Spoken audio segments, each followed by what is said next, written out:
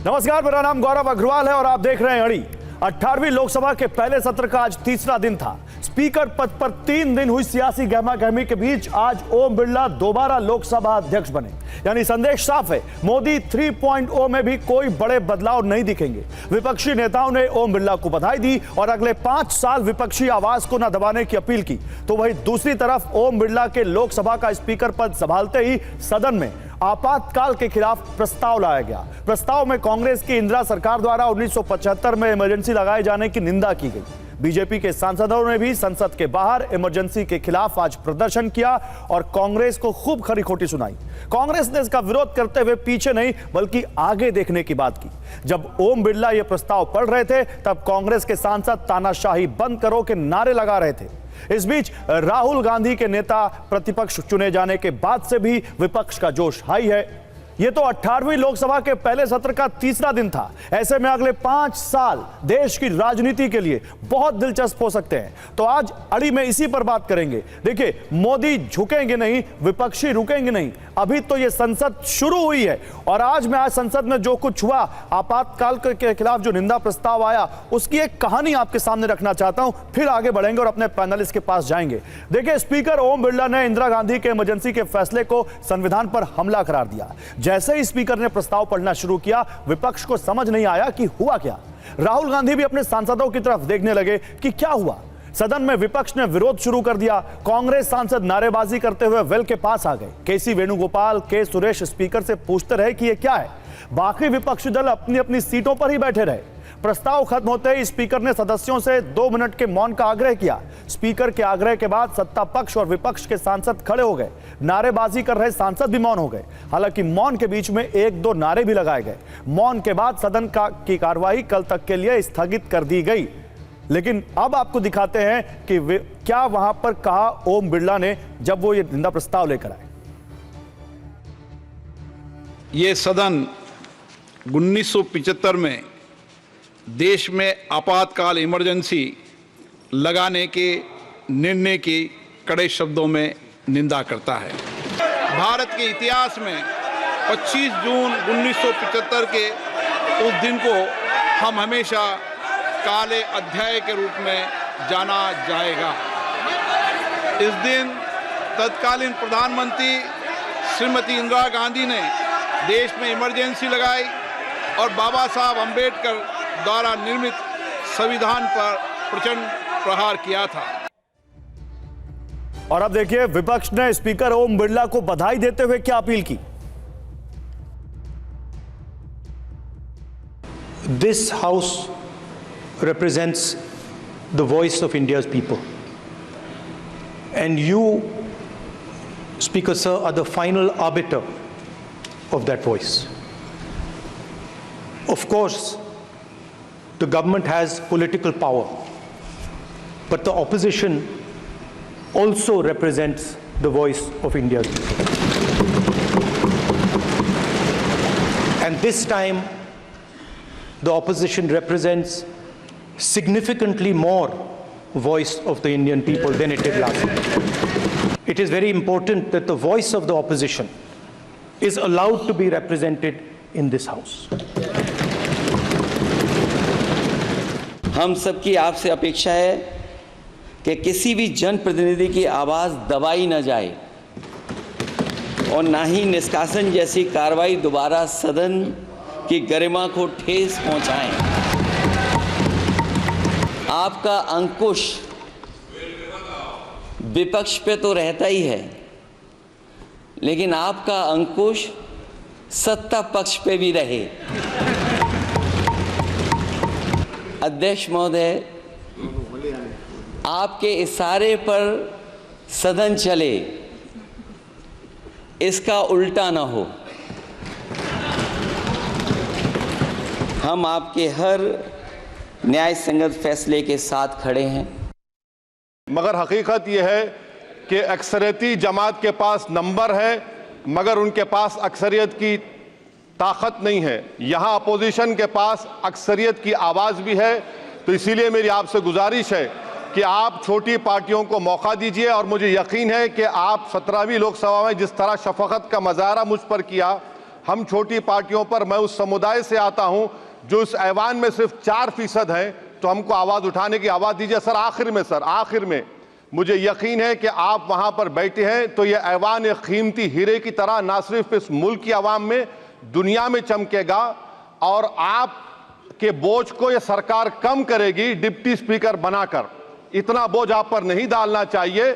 इस हाउस का कैरेक्टर बदल चुका है सर, इस हाउस का कैरेक्टर बदल चुका है। अब बीजेपी स्टीम रोल नहीं कर पाएगी।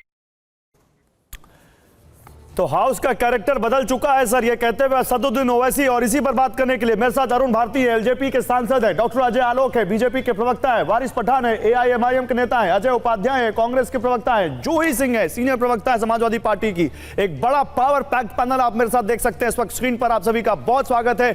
शुरुआत वारिस पठान आपसे। वारिस भाई, हाउस का कैरेक्टर बदल चुका है, मतलब क्या?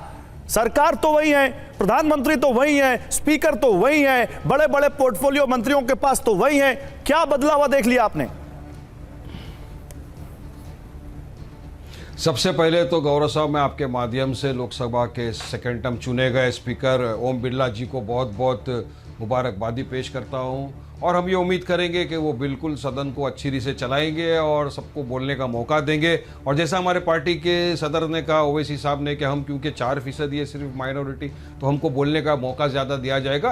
और उन्होंने सही कहा कि पिछली मरतबा की बनिस्बत इस मरतबा का जो लोकसभा है, जो 17वां लोकसभा था और 18वां लोकसभा में बहुत ज़मीन आसमान का फ़र्क है, क्योंकि अभी जो 18वां लोकसभा है उसमें जो विपक्ष है वो काफ़ी स्ट्रॉन्ग दिखाई दे रहा है। विपक्ष का आपने देखा पावर, और मोदी जी की तो बॉडी लैंग्वेज, बीजेपी का सब पता आपको चल रहा है कि एकदम हालत खराब है उन लोगों की। अभी 2 स्ट्रेचेस के ऊपर मोदी जी चल रहे हैं, कहीं पे भी एक खसक गया अगर टीडीपी या जेडीयू तो क्या होने वाला है पूरे देश को पता है, और लगता तो कुछ आसार वैसे ही है।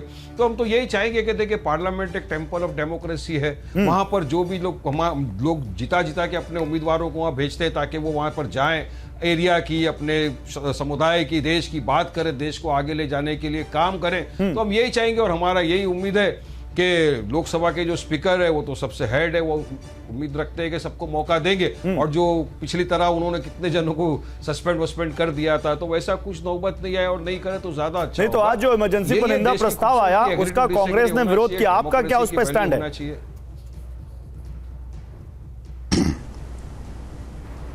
क्या बोला आपने? इमरजेंसी पर जो निंदा प्रस्ताव आया उसका कांग्रेस के लोगों ने विरोध किया, कांग्रेस के सांसदों ने तानाशाही बंद करो, लोकतंत्र की हत्या बंद करो। जब स्पीकर ये प्रस्ताव पढ़ रहे थे तो नारेबाजी की।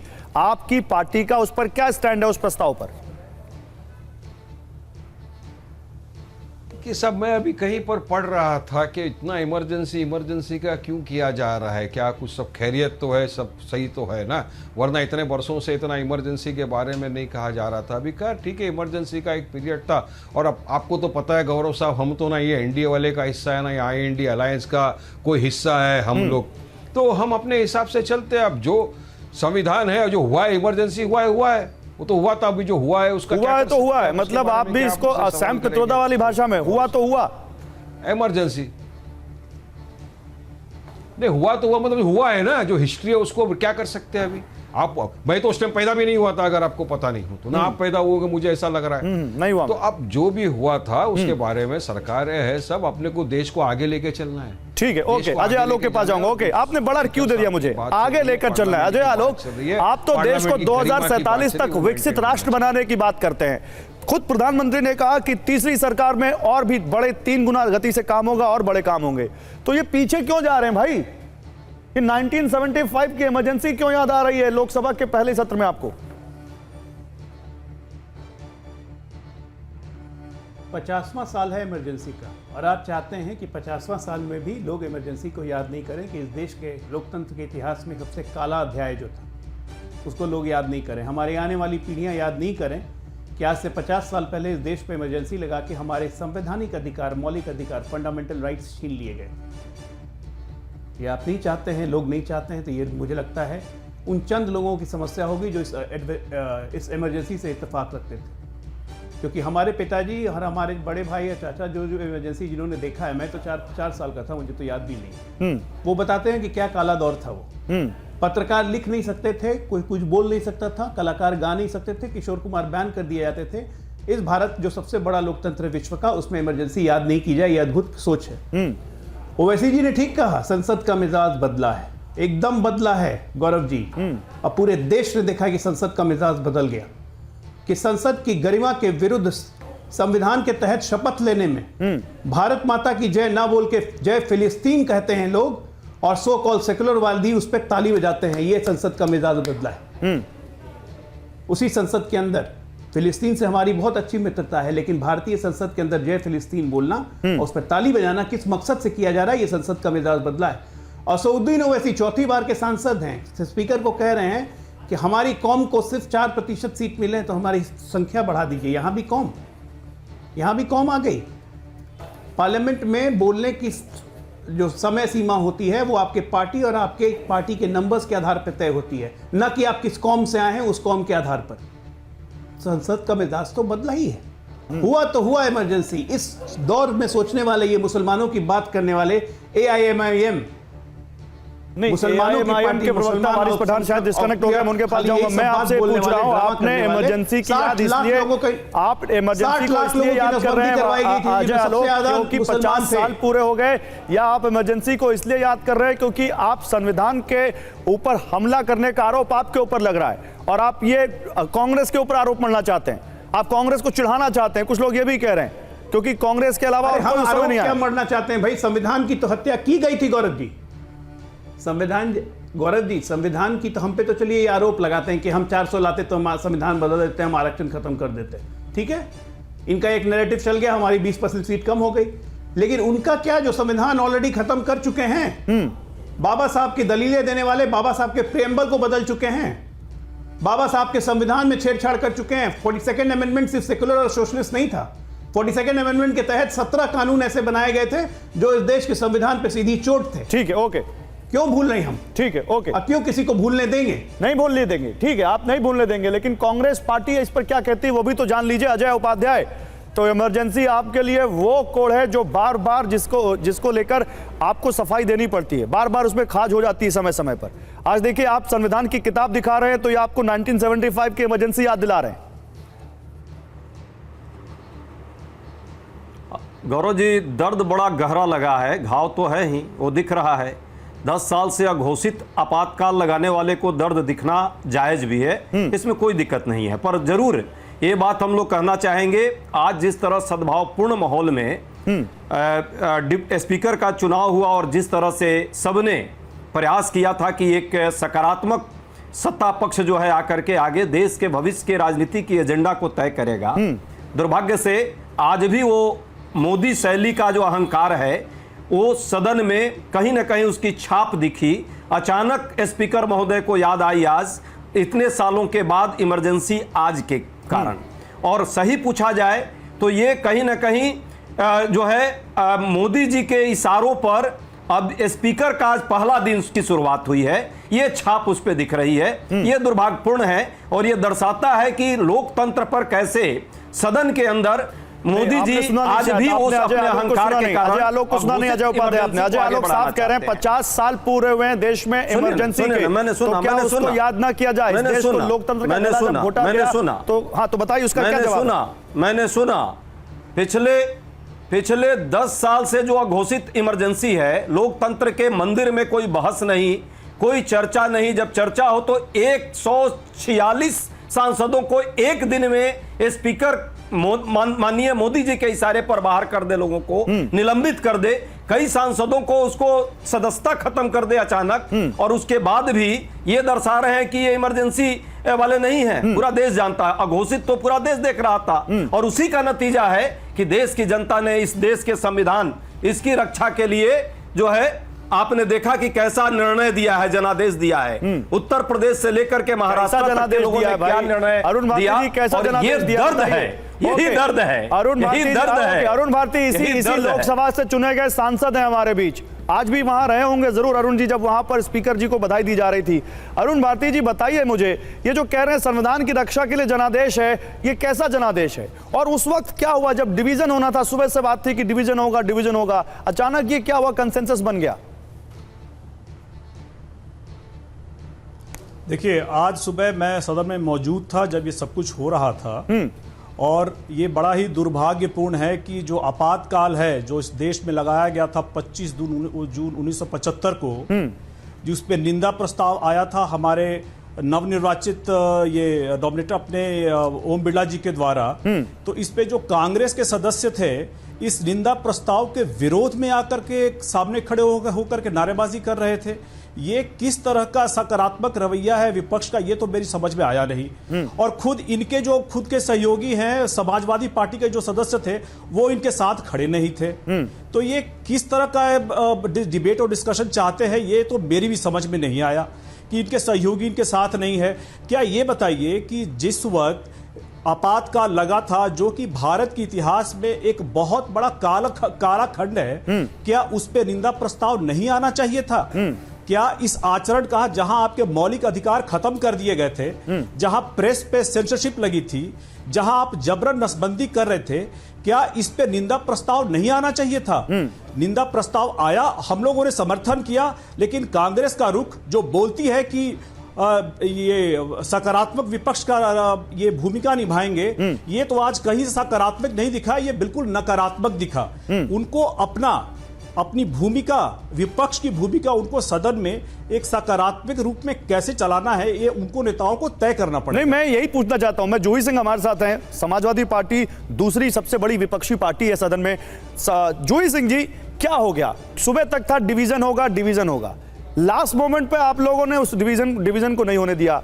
या तो आपके पास नंबर नहीं था, आपको मालूम था आप हार रहे, या एनडीए जिस 300 नंबर की बात कर रहा था उसकी तरफ जा रहा था, तो आप लोगों को लगता है कि नहीं, नंबर अगर आ जाएंगे सामने तो हमारी और भत पिट जाएगी। आखिर क्या हो गया, क्यों रिवीजन नहीं हुआ सदन में?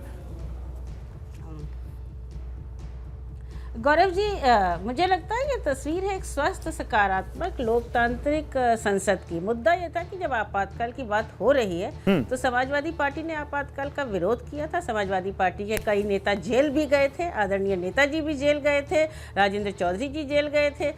साथ ही हमने लोकतंत्र सेनानियों के लिए एक व्यवस्था शुरू की थी, पेंशन उनको भत्ता दिया था। तो मुझे लगता है कि भारतीय जनता पार्टी आज अगर निंदा प्रस्ताव लाई है और आपातकाल जैसी स्थिति कोई नहीं चाहता कि दोबारा भारतवर्ष में हो, जैसा कि अक्सर होता रहता है। तब तो मैम ये सवाल आपसे पूछा जाना चाहिए, मैं बीच में टोकता नहीं आपको, मैं बिल्कुल नहीं टोकना चाह रहा था। तब तो ये सवाल आपसे पूछा जाना चाहिए कि जब स्पीकर ने कहा कि कांग्रेस की सरकार में लोकतंत्र का गला घोटा गया, तो क्या गलत कहा उन्होंने? इसमें तानाशाही कौन सी बात है? तानाशाही की कौन सी बात है मैम? गौरव जी, उन्होंने कहा, हमने सुन लिया और आपातकाल का हमने तब भी विरोध किया था जब आज फर्जी मुकदमे पिछले 10 साल से हमारे कार्यकर्ताओं पे लिखे जा रहे हैं, फेसबुक पे लिखने पर जेल भेजा जा रहा है।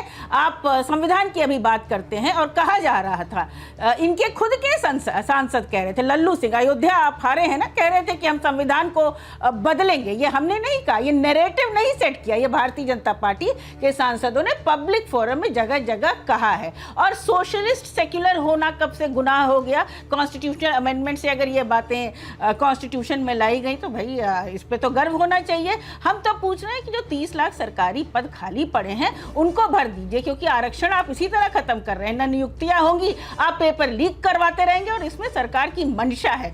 आप ले लीजिए उत्तर प्रदेश 2017 से कोई सरकारी नियुक्ति पूरी नहीं हुई है।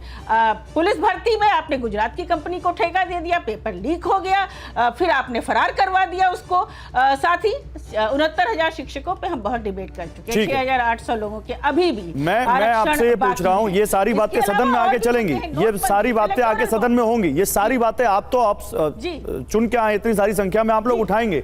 सवाल यह है कि सदन में आज अचानक वहां पर जब आपातकाल की बात हुई तो वहां पर विपक्ष बढ़ गया, इंडिया ब्लॉक बढ़ गया। संविधान पर हमले की बात जो वहां पर कही गई उसमें इंडिया में अलग अलग राय है, लेकिन कांग्रेस क्या कह रही है? अजय आलोक, सुना आपने? अजय उपाध्याय कह रहे हैं कि मोदी शैली एक बार फिर दिखी है, मोदी के इशारे पर, पीएम मोदी के इशारे पर स्पीकर काम करते पहले ही दिन दिखे।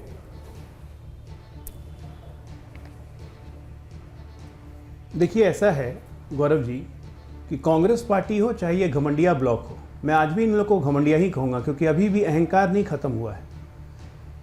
आप सोचिए जरा, बस सोचिए, इस देश की जनता सोचे जो भी सुन रही है इस डिबेट को, कि इमरजेंसी एक ऐसा विषय है जिसकी सब निंदा करते हैं।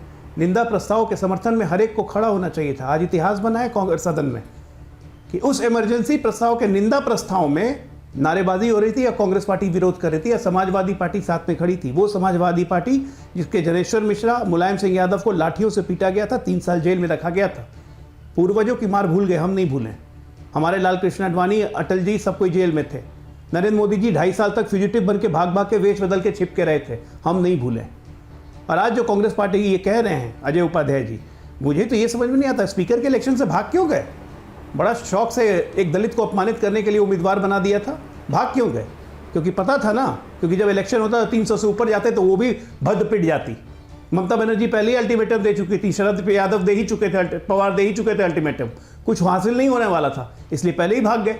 भागने में तो बहुत माहिर है, गुरिल्ला छाप युद्ध करने में। अरे वो तो कह रहे हैं कि पहला दिन था, हम रचनात्मक सहयोग करना चाह रहे थे भाई, आप इसको भागना कह रहे हैं, फिर अभी आप पे कह देंगे कि आप देखिए उसी तरह से अहंकार में बातें कर रहे हैं, अभी कह देंगे आपको ये अहंकार में नहीं बात कर रहे हैं। अगर रचनात्मक सहयोग करना था तो परसों से अपील हो रही थी, बात हो रही थी, खड़गे जी से बात हो रही थी, कभी बोल रहे थे फोन नहीं बात नहीं कर रहे हैं, फोन रिसीव नहीं कर रहे हैं, हम अपना उम्मीदवार देंगे, जाके के सुरेश का नामांकन करवा दिया। ये रचनात्मक सहयोग है?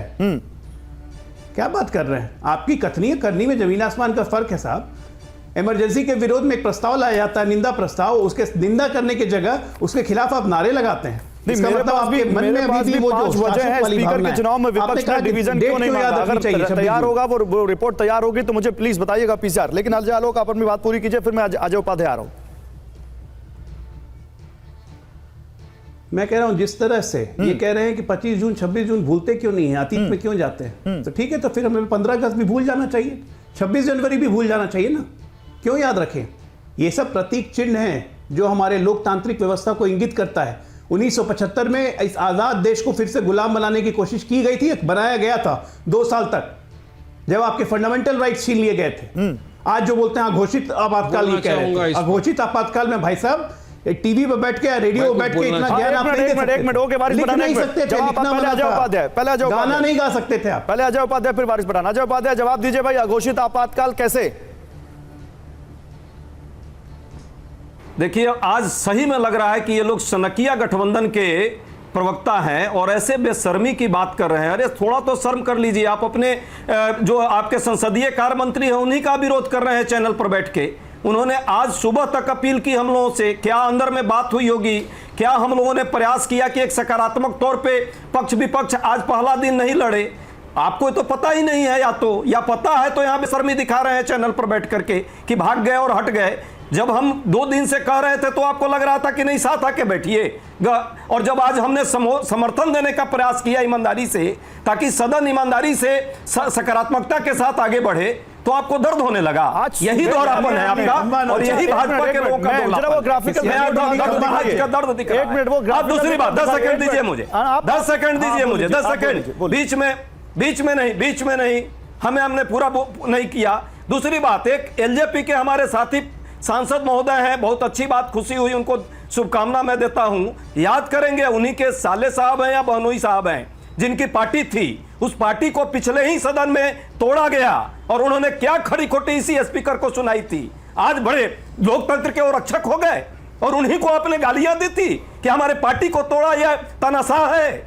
तो ये सब दोहरा चरित्र यहाँ मत दिखाइए। अरे सर, देश की जनता जान रही है, आज पहला दिन मैं विवाद नहीं चाहता था, किसकी रक्षा कर रहा है सबको मालूम है।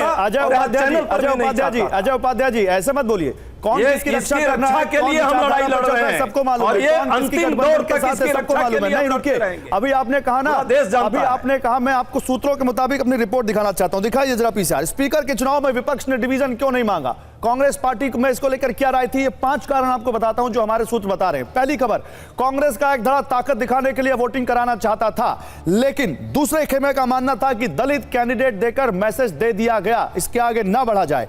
ममता, शरद पवार ने भी कहा स्पीकर का निर्विरोध चुनाव होना चाहिए, यह भी एक पॉइंट था। इसके अलावा विपक्ष को डेप्यूटी स्पीकर मिलता तो उम्मीदवारी वापस लेने पर भी तैयार थे। विपक्ष नहीं चाहता था कि सरकार 300 पार का आंकड़ा दिखा पाए, तो आपके अंदर भी इसको लेकर एक राय नहीं थी। अजय उपाध्याय जी, और अरुण भारती आप जवाब दीजिए, फिर वारिस पठान के पास आ रहा हूं। गलत है, एक मिनट रुकिए, अरुण भारती जवाब गलत है, एक मिनट आपके एक मिनट रुकिए, सूत्र अभी आप बोल चुके, आप बोल चुके, अभी अरुण भारती बोलेंगे, अरुण भारती बोलेंगे, फिर आप बोलिएगा, रुकिए। गलत है, एकदम गलत है। ठीक है, आपने गलत ठहरा दिया। कौन है जरा बताइए। आप टिप्पणी करना चाहूंगा, नकार नहीं रहा हूं मैं, लेकिन मैं एक से बता रहा हूं, मैं बता रहा हूं। गौरव जी, अरुण भारती बोलेंगे, फिर आप सर रुक जाइए, अरुण भारती बोलेंगे, नहीं अभी अभी बोलने का मौका दूंगा मैं आपको। अरुण भारती बोलते, बोलिए अरुण भारती, बोलने का मौका दूंगा जो गौरव जी, आज के स्पीकर के चुनाव पे मेरी एक बड़ी ही दिलचस्प सी ये मैंने देखा कि कांग्रेस का चरित्र रहा है कि जब जब वो चुनाव हारने वाली होती है ना कोई भी, तो ऐसे में हमेशा वो दलित चेहरे को आगे करती है। इसका कांग्रेस का दलित विरोधी चेहरा हमेशा से देखा गया है। 2002 में जब ये उपराष्ट्रपति का चुनाव हारने वाले थे, तब उन्होंने सुशील कुमार शिंदे को आगे कर दिया। 2017 में जब ये राष्ट्रपति का चुनाव हारने वाले थे, तब इन्होंने मीरा कुमार को आगे कर दिया। और अभी जब इनको पता था कि ये स्पीकर का चुनाव हार जाएंगे, तब उन्होंने फिर से एक दलित के सुरेश जी को आगे कर दिया। 1961 में जवाहरलाल नेहरू जी अपने मुख्यमंत्रियों को यह चिट्ठी लिख रहे थे कि दलितों के आगे आने से, रिजर्वेशन देने से, आरक्षण देने से देश में दोयम दर्जे के नागरिक पैदा हो रहे हैं। तो क्या हम दलित दोयम दर्जे के नागरिक हैं? हम क्या केवल हारने वाली परिस्थिति में ही आगे आएंगे? हम कब तक इनके लिए केवल एक पत्ता बने रहेंगे? आपका इस पर क्या कहना है वारिस पठान? आपका इस पर क्या कहना है वारिस पठान? आपका इस पर क्या कहना है? ओके वारिस पठान, क्या कहना है आपका इस पर प्रश्न किया गया। मैं आ रहा हूं अजय उपाध्याय, अभी आपको बोलने का मौका दूंगा, लेकिन सारे लोग बोलेंगे ना, एक एक करके आपको सारे सवालों का जवाब दीजिएगा। अभी वारिस पठान अभी बोलिएगा, समाज के वारिस पठान बोलिए, पहले वारिस पठान बोलिए। भी नहीं भूले हैं भारतीय लोगों सहभागिता पर सिर्फ। अरे अजय जी अभी बोलिएगा, आपको इसके बाद बोलने का मौका दूंगा, लेकिन सब लोग बोलेंगे। वारिस पठान बहुत देर से बैठे हैं, उनको भी बोलने दीजिए, मैं उनका भी तो मत लूंगा ना। बोलिए वारिस पठान। नहीं सुनिए गौरव भाई, मैं तो ये बोलना चाहूँगा कि लोग आपातकाल को भी नहीं भूले हैं, इमरजेंसी नहीं भूले, और लोग 6 दिसंबर 1992 को भी नहीं भूलेंगे। 1992 6 दिसंबर तो ब्लैक डे इंडियन डेमोक्रेसी के ऊपर था, उसको भी याद रखना चाहिए। जिस दिन इस धोखे के साथ हमारी बाबरी मस्जिद को शहीद कर दिया गया था, सुप्रीम कोर्ट के अपमान था, हलफनामा वहाँ डाला, और जो जो उसमें इन्वॉल्व था, जो जो पार्टी, सबको पता है किसके राज में ताला खुला, किसके राज में वहाँ पे अचानक से मूर्ति प्रकट हो गई, और किसके राज में जाके 6 दिसंबर को ये तोड़ दिया हमारी बाबरी मस्जिद। किसी को पता नहीं पता, इस भाषा में क्यों बात कर रहे हैं? खुल के बोलिए ना वारिस पठान, किससे डर रहे हैं आप? और नहीं सबको नहीं, मैं किसी के बाप से नहीं डरता, आपको पता है, मैं किसी के बाप से नहीं डरता गौरव भाई, डरते सिर्फ अल्लाह से, किसी से नहीं। मैं बोल रहा हूँ आपको, जो बात सबको समझ में आ गया कि राजीव गांधी के समय में ताला खुला था, आपको नहीं पता है कि इतनी बार तो अपन डिबेट कर चुके हैं, उसके बाद क्या हुआ? तो इशारों में क्यों बात कर रहे हैं? मैं ये बोल रहा हूँ, सुप्रीम कोर्ट में बोलिए खुल के बोलिए। और 6 दिसंबर में तो हमारी बाबरी मस्जिद, तो वो दिन को भी याद करना चाहिए सबको। उस दिन की भी जितनी निंदा की जाए कम है कि धोखे के साथ हमारी बाबरी मस्जिद को शहीद कर दिया गया। अब क्यों सब खामोश बैठे? चैंपियन ऑफ सेक्युलरिज्म क्यों? क्या चैंपियन ऑफ सेक्युलरिज्म 4 जून तक की खाली खुश थे क्या? 4 जून तक मुसलमानों के वोट ले लिए, 4 जून से लेकर अब तक 4 जगह पे मॉब लिंचिंग हो गई, मुसलमानों को मार दिया गया, सबके मुंह पे दही जमा हुआ है, सब खामोशी के साथ बैठे हुए हैं। अकबर नगर में बस्ती को उजाड़ दिया गया मुसलमानों की, सारे सेक्युलरिज्म के चैंपियन जो खामोश बैठे हुए, क्यों मुंह में दही जम गया? क्यों नहीं बोलते? मुसलमानों का नाम लेने से डरते। वही कौम ने आपको भर भर के वोट दिया है, इस चुनाव में भर भर के वोट दिया है, मुझे मालूम है किस तरह से वोट दिया है, मगर आज भी सब चुपचाप बैठे हुए। तो हम तो ये चाहेंगे कि आप जीत कर वहां पे गए हैं, तो कम से कम अपनी जुबान तो खोलिए, अब बोलिए, बोलिए, अब बोलिए, खामोशी का वक्त नहीं है, बोलिए, अब बोलिए। नहीं बोलते आप, पार्टी आप पर दलित के अपमान का आरोप लगा रही है, अब बोलिए। एक पार्टी आप पर दलित के अपमान का आरोप लगा रही है, दूसरी पार्टी मुसलमानों को धोखा देने का आरोप लगा रही है, अब बोलिए। देखिए दोनों का दर्द जायज है। एक बी टीम के रूप में काम करती है और तीसरा सी टीम में सबको पता है देश क्या चाहता है। देश के दलित समाज को पता है कि उसका वास्तविक रक्षक कौन है और कौन उसका भक्षक है। उसके अधिकारों का लाभ लेकर के वो स्वयं अपना चेहरा चमका रहा है और अपने सत्ता में बने रहना चाहता है। ये पूरा देश जानता है और आज से नहीं, सदियों से यह परंपरा रही है। मिसकोट किया जा रहा है जवाहरलाल नेहरू जी को। अरे भाई, जवाहरलाल नेहरू जी के कंट्रीब्यूशन को और कांग्रेस के कंट्रीब्यूशन को जरा देख लीजिएगा उठाकर कि हमने क्या किया है। आज दलित समाज में जो एक जागरूकता है, एक जो ताकत है, एक जो अधिकार है, उसको देने का हर संभव कांग्रेस और कांग्रेस के साथी विचारधारा के लोगों ने किया। रामविलास जी का मैं बहुत सम्मान करता हूं, पर जिस तरह की राजनीति भाजपा के साथ मिलकर आपने की है, आपको ही नहीं अरुण छोड़ा भाटी, अभी उन आपकी लोगों आवाज नहीं ने। आ रही। ठीक है, आज जरूर उनके साथ आप हैं, परिस्थितियां जो भी आपकी हुई है। अरुण जी, अभी आपकी आवाज नहीं आ रही। बात आ रही पक्ष में थे है उस हमारे वक्त। बारिश भाई जी, की। रुक जाइए। बारिश भाई की परेशानी जायज है। बारिश भाई सी टीम की तरह मिलकर के देश में काम किया भाजपा के लिए, लेकिन इनको जो है नकार दिया इनके ही समाज के लोगों ने, क्योंकि ये समाज के रक्षक नहीं है, उनके हितों के रक्षक नहीं है। ये सिर्फ एजेंडा सेट करते हैं ताकि देश में ध्रुवीकरण की राजनीति जवाब दीजिए हो वारिस बड़ा, और हिंदू वारिस बड़ा मुस्लिम के जवाब दीजिए। बंटवारे के आप साथ जल्दी से जो है बोलो मेरे भाजपा भाई, को तो लाभ आप हो। बोलो पूरा देश ना। देख लिया, अजय भाई और ये दोनों, ये तीनों एक मार दिया, हैं, ये मुसलमानों तीनों की एक बस्ती हैं। को बुलडोजर से हमने ध्वस्त कर दिया, मस्जिद अरे को भाई, गिरा रहे हैं वो लोग। अरे किसको भाई, बोलो ना, इस आप देश ना, में आप हम तो चलो एक मुसलमान और executive हिंदू की नहीं बात हो ना, नहीं आप तो करते। बहुत बड़े आदमी हो, आप तो जैसे लोग नहीं हैं जो चैंपियन नफरत हो ना, फैलाने का काम आप तो करते। मुसलमानों के मसीहा हम हो, तो आप तो बोलो। बारिश भाई, आप बोलो, मैं यही तो बोल बारिश रहा हूं, भाई, आप तो बोलो ना, बारिश मुसलमानों भाई, के मसीहा बनते सेकुलरिज्म हो, आप वोट लेके समझते तो ही बोलो नहीं ना। हो। मुंह में आप खुदाई जमाते हो सेकुलरिज्म का यार, मतलब कब तक भाजपा चलेगा का ये? धार्मिक ध्रुवीकरण कब तक समझते हो। मुसलमानों को धोखा दोगे? आप कब तक सुनो ना, दोगे? सुनो ना, कब तक आप दोगे? कब धार्मिक तक गरीब ध्रुवीकरण बेचारे का भाजपा काम को जो है ना, करवाओगे, उनके लिए उसी को हथियार सेकुलरिज्म करो। मानते हो। पहले परिभाषा समझो और जरा अपने नेता से कहो अरे आका से आपको बोले ना कि वो सेक्युलर, भाजपा की अरे दलाली आप बंद बोला करके सेक्युलर और सर, देश में आप तो ईमानदारी से चैंपियन ऑफ सेक्युलरिज्म कौम हूं, के मैं तो हित आपको बोल में रहा हूं, तो राजनीतिक आपके मुंह में सामाजिक दही क्यों जमा है? जागरूकता क्यों का नहीं काम बोलते? करें। क्यों नहीं बोलते? क्यों सरकार को नहीं घेरते? अब तो मेजोरिटी में आ गए, अब तो 4 जून तक की आपके सेकुलरिज्म का जिम्मेदारी देश है। सब नहीं एक minute, hold on, one by one, रुकिए, वारिस पठान रुकिए, वारिस पठान रुकिए, अजय उपाध्याय अपनी बात 20 सेकंड में पूरी कीजिए। Waris Pathan hold on, one by one, ऐसे नहीं, one by one, Ajay Upadhyay अपनी बात 20 सेकंड में पूरी कीजिए। बारिश भाई और वारिस पठान रुक जाइए, वारिस पठान रुक जाइए। अभी अजय उपाध्याय अपनी बात पूरी कर लें, उनके पास 90 से ज्यादा सांसद हैं भाई।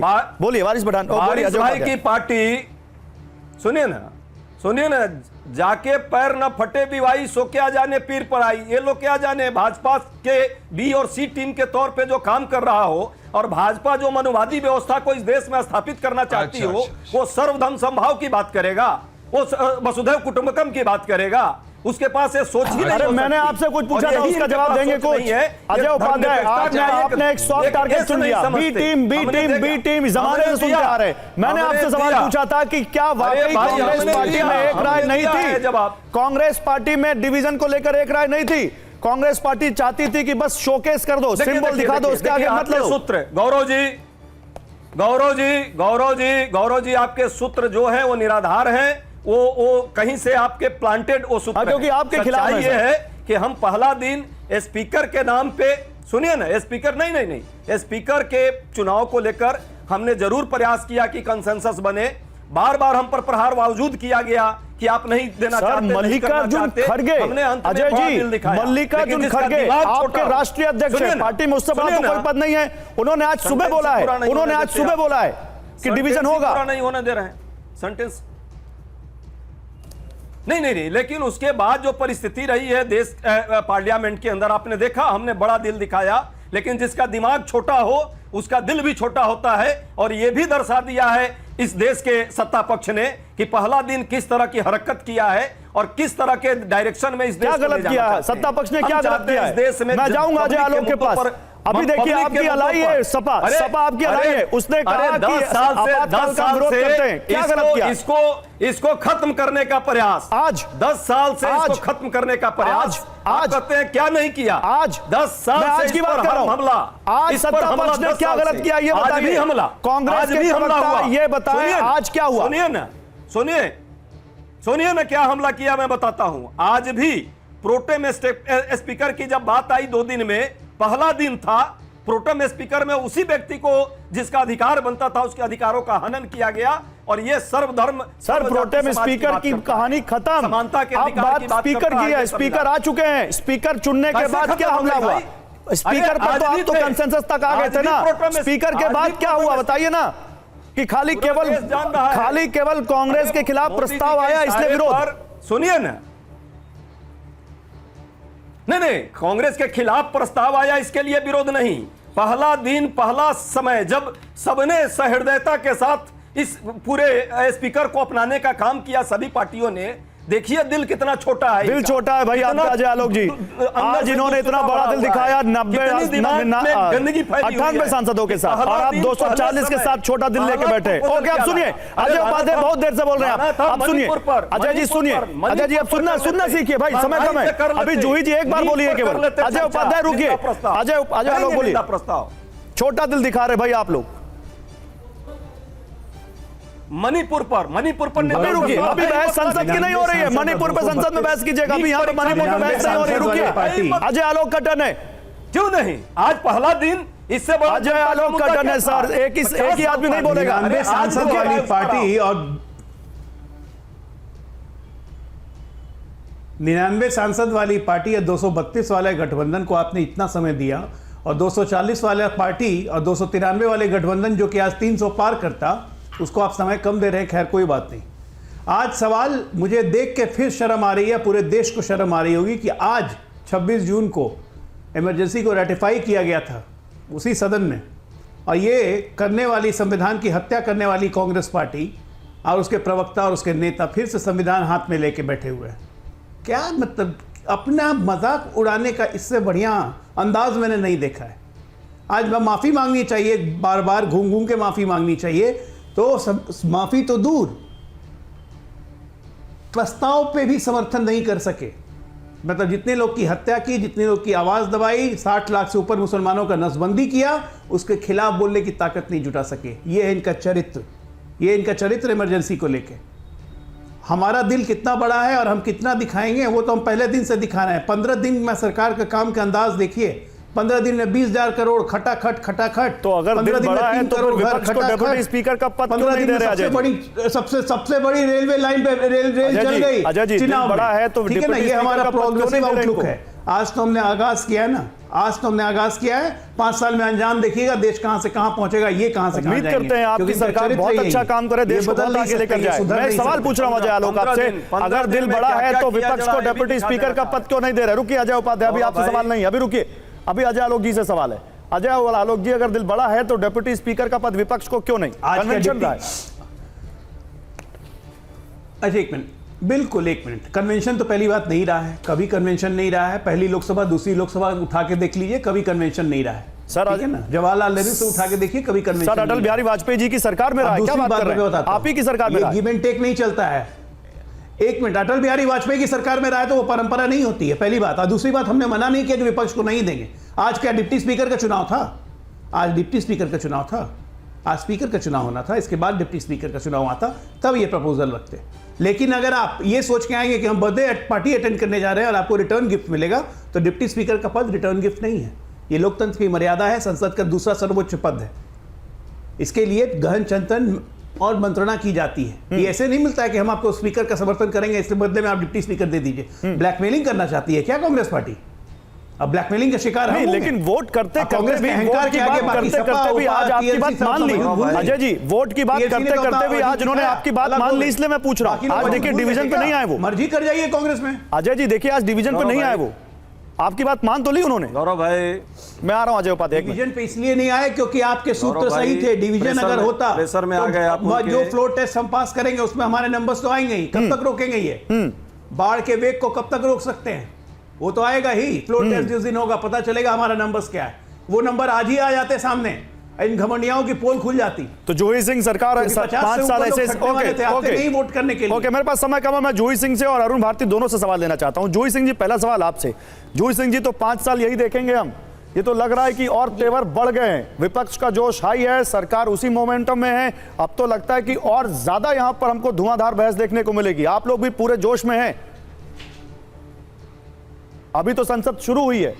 गौरव जी, स्पीकर साहब को शुभकामनाएं, और राष्ट्रीय अध्यक्ष जी ने स्पीकर को शुभकामनाएं दी हैं। कहा है कि एक निष्पक्ष स्पीकर जो विपक्ष की भी आवाज़ उतनी मजबूती से सुने, ऐसा वो पद होना चाहिए। ये उस पद की मर्यादा है, मुझे उम्मीद है कि ऐसा होगा। बाकी भूलने के लिए तो बहुत कुछ नहीं भूलना चाहिए। नोटबंदी नहीं भूलनी चाहिए, उसमें हुई मौतें नहीं भूलनी चाहिए, कोविड में स्वास्थ्य व्यवस्था जो ध्वस्त हुई और उसके बदले में जो चंदा लिया गया, इलेक्टोरल बॉन्ड्स का भ्रष्टाचार नहीं भूलना चाहिए, जो निरंतर पेपर लीक हो रहे हैं, युवा जो सड़कों पर हैं, उसे भी नहीं भूलना चाहिए।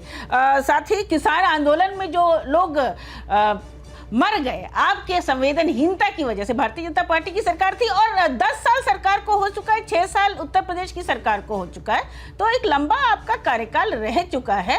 आप चित्रकूट हार चुके, अयोध्या हार चुके, श्रावस्ती हार चुके, बलिया हार चुके, सलेमपुर हार चुके, बहुत सारी सीटें उत्तर प्रदेश में, एक जनादेश आपको उत्तर मिला है। तो किसको घमंडिया कहना है, किसको हंडिया कहना है, ये अजय आलोक के शब्द होंगे। मर्यादा इनको वैसे भी मुझे लगता है भारतीय जनता पार्टी को थोड़ी अपनी प्रवक्ताओं को शिक्षा दे देनी चाहिए कि सम्मान तरह से बात करें और अहंकार तो आप उनको क्या कहेंगे जो संख्या कह रहे हैं बगल में, आपके साथ बैठ रहे हैं बगल में संख्या कह रहे हैं, उनको क्या कहेंगे आप? उनको भी बात कर लेंगे, हमारे सहयोगी हैं, हम बात कर लेंगे और इनको भी हम सुझाव दे देंगे। ये भी छोटे ही हैं उम्र में मेरे ख्याल से। मतलब दोनों को नहीं कहना चाहिए, आप ये कह रहे हैं। ठीक है, आप रुकिए, आपकी बात का जवाब लेता हूं, आपकी बात का जवाब लेता हूं। जूही मैम, समय कम है मेरे पास। अरुण भारती से आपकी बात का जवाब लेता हूं। अरुण भारती, नोटबंदी भूल गए क्या आप? ये पूछ रही सपा आपसे। जी जी, ले लीजिए, बोलिए अरुण भारती जी। इमरजेंसी याद है तो नोटबंदी याद नहीं है? इतिहास में बहुत सारी मौके आते हैं, इतिहास में बहुत सारे मौके आते हैं जब आपको अपनी गलतियों को मानना चाहिए और मान करके आगे बढ़ना चाहिए। आज का दिन था जहां कांग्रेस को अपना 50 साल पुराना ये आपातकाल का इतिहास था का आज निंदा प्रस्ताव पे अपना समर्थन दे करके अपनी गलती के लिए एक तरह से थोड़ी ही सही लेकिन माफी मांगने के हिसाब से उनको देखना चाहिए था। ठीक है अजय जी, समय खत्म हो चुका है। Okay okay Ajay ji, 5 second में कुछ बोलना है तो बोल दीजिए, समय खत्म हो चुका है। अरुण जी, समय खत्म हो चुका है। Ajay ji 5 minute, 5 second. Ajay ji 5 second, 5 second. Ajay ji बोलिए। अरुण जी समय अजय उपाध्याय, अजय मोदी जी से कि वो किसानों की मौत हुई उसके लिए क्षमा मांगेंगे, कब मांगेंगे? चलिए, समय खत्म हो चुका है, नहीं मांगेंगे ना। नोटबंदी में इतने लोग मरे उसके लिए माफी मांगेंगे? समय खत्म हो चुका है। देश में जिस तरह से धांधलियां, बहुत शुक्रिया, घोटालों के लिए क्या माफी मांगने के लिए